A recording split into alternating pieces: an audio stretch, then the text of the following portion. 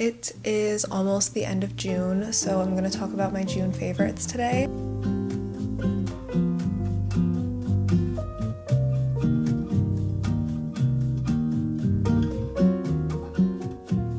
I read some really good books this month. I found some new perfumes that I've been loving. I have a lot of clothing pieces that I've been wearing all of the time. I have some like accessories, some stationery items, a few little random bits and bobs here, some movies, some music. You guys know the drill. We're just going to talk about everything that I've been loving this month. I guess the first thing I'll talk about is what I'm wearing right now. This is a little set from Rehois. I think it's so cute. I feel like this set is just so perfect for that like vintage summer romantic energy. And I also can like totally imagine myself layering this up with like some tights and a jacket for autumn. I really love the neckline as well. I always love a unique neckline. Next I have this linen dress. This is from Quince. This has been one of my go-to summer dresses. It's so cute, but it's also like so casual and comfortable. I can just like wear it around the house, or I can wear it out without getting too hot. It is like a linen material and it's like a little bit stretchy in the back, but it has a zip on the side as well. Another thing about this dress is that it has pockets, which is always going to be a plus for me. Another dress that I absolutely love, I haven't actually been wearing it a ton. I only really wore it once to my friend's birthday, but it's just so cute that I had to add it onto this favorites list. This is another dress from Quince. It's got this beautiful pink floral pattern and it's like a silky material, so it's just super comfortable and it doesn't stick to my body, so it's just perfect for summer. It's just like the most beautiful, elegant summer dress. The next clothing item is another polka dot thing. I know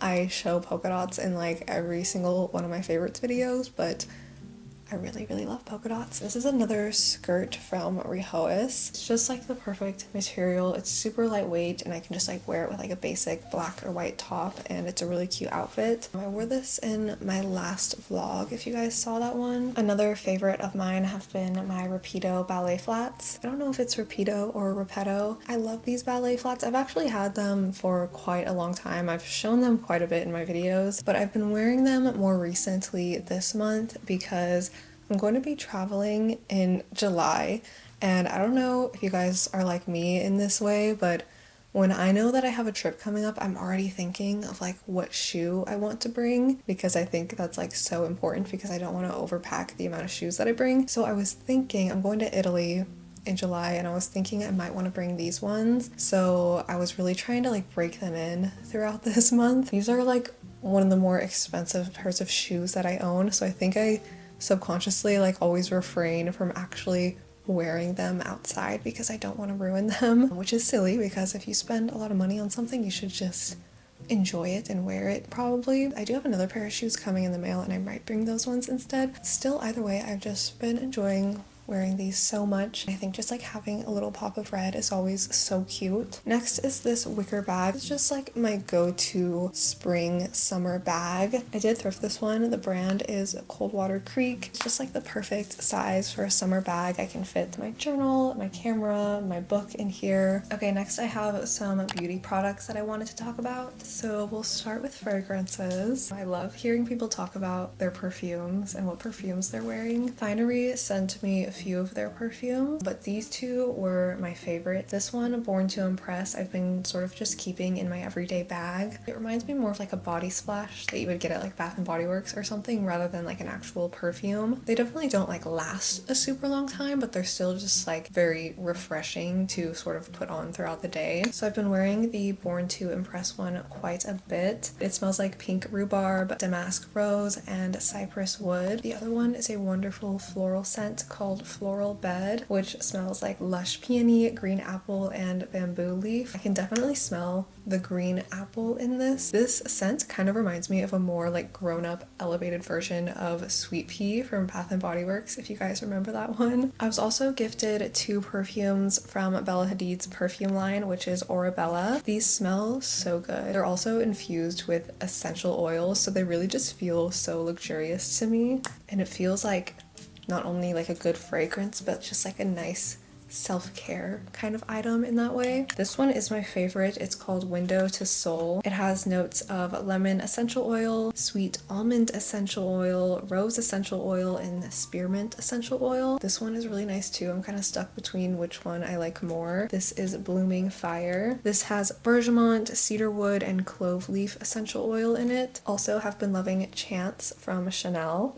This is just like a classic department store floral perfume, but it just smells like walking into a Macy's and like smelling that like luxurious fragrance scent. This is a floral fruity trail that blends sparkling raspberry notes with a rich floral heart, and that definitely checks out. I love raspberry so much. I've been using this L'Occitane cuticle oil as like this little brush applicator, so it's just really easy to quickly apply. So I usually do it like before bed, so I just like keep this at my bedside table. I've been loving the Sachet lip liner lip stains. I talked about this in my last vlog as well. These are like all over my TikTok feed and I just had to try it, so my sister got me one and I just got the color 07 red and I really like it. You literally just like put it all over your lips and then it dries and then you peel it off and you have stained red lips without having anything come off throughout the day. I've been loving this mascara. This is the e.l.f. Lash It Out Volumizing Mascara, and this is actually a brown mascara.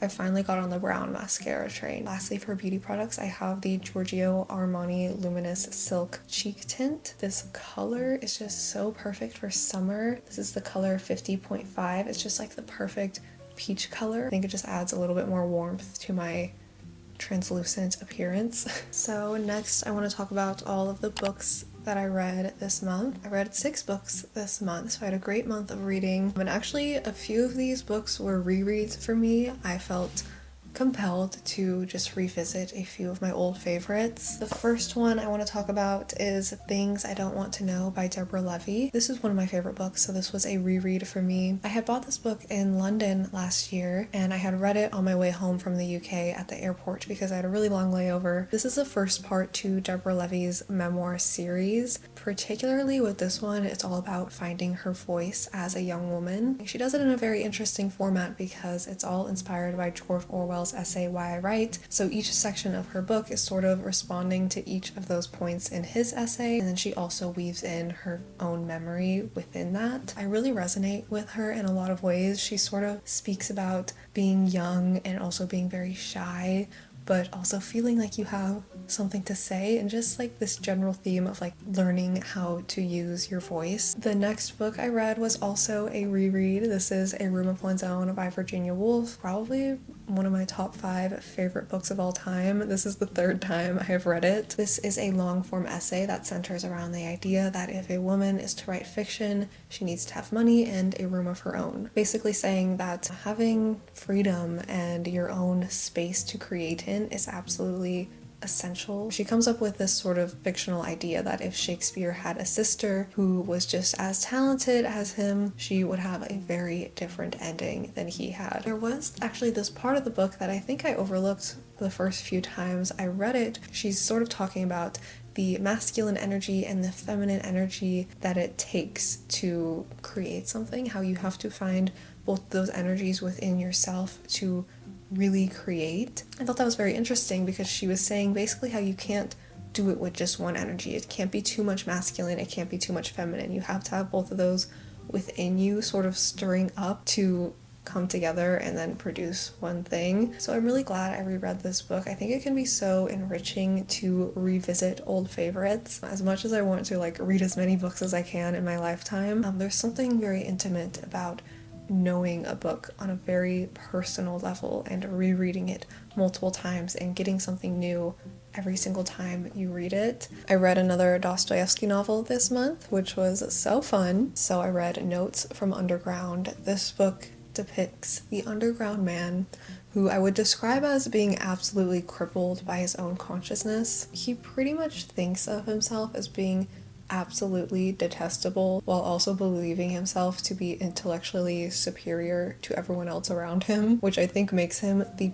perfect subject for a cautionary tale like this one. Dostoevsky is known for portraying these kind of like over the top characters, and he is the epitome of that. He is constantly at war with himself. He is all bark and no bite, and like pretty much most of his suffering is self-inflicted and due to just thinking about himself too much. I found this book very profound, but also quite humorous as well. More humorous than the other Dostoevsky novels that I've read. When this character finds himself in a rut, he tends to go ahead and just like dig himself deeper and deeper in that rut until he is so far beneath the underground that there's absolutely no chance of resurfacing. The ending hit me quite a bit when it feels like Dostoevsky is talking straight to the reader about the importance of literature and reading. He states, "Leave us to our own without a book and we'll immediately get confused, lost. We won't know what to join, what to hold on to, what to love, what to hate, what to respect, and what to despise." I wrote in the margins here how stories really mold our lives, and every book is a lesson, every book is its own philosophy. Next, I read another Clarice Lispector book. This is The Hour of the Star. Such a good book. Oh my gosh, I know I'm like always raving about her lately, but I really enjoyed this one. Every book that I read of hers, I decide it's my new favorite, and I've just decided this is my new favorite, but I'm sure the next one that I read, I'll probably decide that as well. In this novel, Clarice tells the story of Macbea, quote, "Macbea doesn't know how unhappy she should be." This is Clarice's last novel she wrote before she died. It sort of has this cadence to it as if she's running out of time, like she's literally writing like she's running out of time. Not necessarily rushed, but rather breathless and in a constant state of crescendo. She weaves in and out of actually telling the story and then talking to the reader directly about how she feels about her own characters. I am constantly in awe of Clarice's writing. I found myself just underlining a ton of things in this book. This is what I underlined just on the very first page. She says, "Make no mistake, I only achieve simplicity with enormous effort. As long as I have questions and no answers, I will keep on writing." And then she says, "My truest life is unrecognizable, extremely interior, and there is not a single word that defines it." She just like has this wonderful way of like putting words to the things that I feel in the pit of my stomach. I've been reading George Orwell, a collection of essays. There's a lot of different essays in here, so I won't get into every single one of them. My favorites were Why I Write and Such Were the Joys, which is about boyhood and his time at school growing up. This is what I'm reading right now. This is The Alchemist by Paulo Coelho.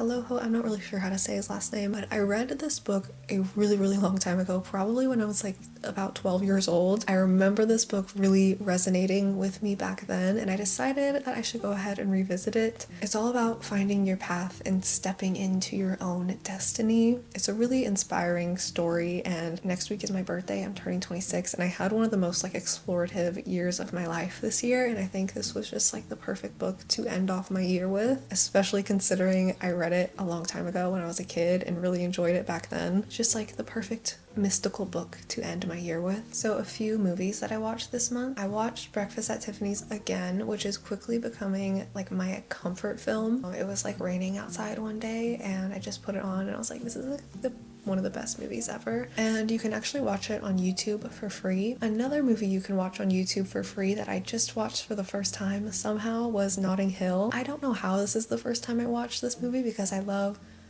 rom-com. It's not really a rom-com. I was gonna describe it as that. It feels like a rom-com though. It's just not really that funny. I guess there's funny moments, but I wouldn't exactly describe it as a rom-com. But it's set in London and it's just like such a cozy romance film, and I can't believe that I hadn't watched it before. I went to the movie theater with my little sister and we watched How to Train Your Dragon, the live action version, and it was actually really good. I oftentimes end up watching lots of kids movies because watching movies is one of the things that I do with my little sister quite a bit, and I was pleasantly surprised by How to Train Your Dragon. I hadn't even seen the cartoon beforehand, but the movie was very sentimental. It literally made me want my own dragon. like literally. I rewatched Beauty and the Beast, the Emma Watson version, and I've been listening to that soundtrack on repeat ever since. 2 music recommendations. Linda Perhacs. Her music is like folk pop. I've been listening to her album Parallelograms. It's just like the perfect serene summer music. Particularly love the song Hey Who Really Cares, Dolphin, and Call of the River. And my other June favorite, which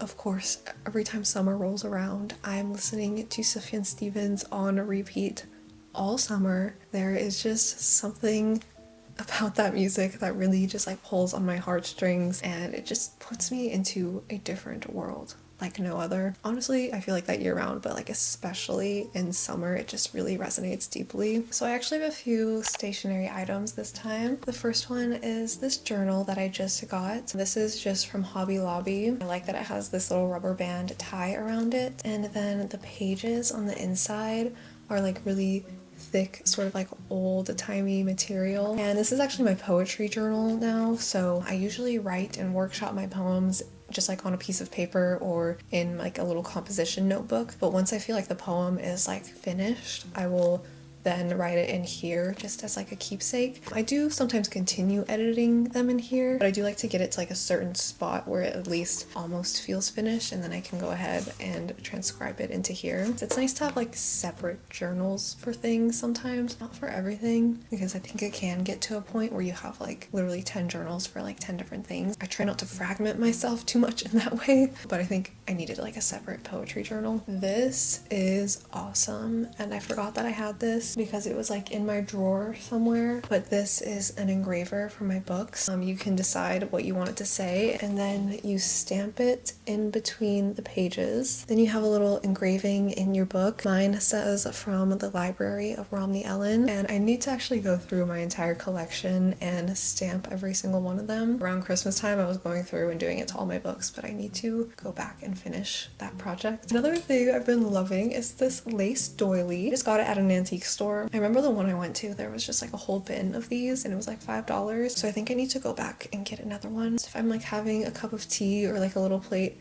of fruit or something and I just want to like romanticize it a little bit more and put this underneath my plate, I recently picked up the pumpkin curry soup from Whole Foods, which is very, very good. I love pumpkin and I love curry, so like combining those two things was absolutely perfect. And with like a grilled cheese sandwich on the side, absolutely divine. Chapters Tea sent me some more tea, which was so nice of them. I have the Magical Library Butter Brew, which is just such a cozy black tea with butterscotch. Definitely feels more autumnal, but I'm not afraid to keep those autumnal vibes going in the summer. This is more of a summery one. This is the Poetic Peach Refresher, which is actually an iced tea. I would love to know what you guys have been loving this month. What have you been reading? What have you been wearing? What are your favorite fragrances? I would love to know that. I'll try to link anything I can down below, but thank you so much for hanging out with me today. I love you guys, and I will see you in my next one. Bye!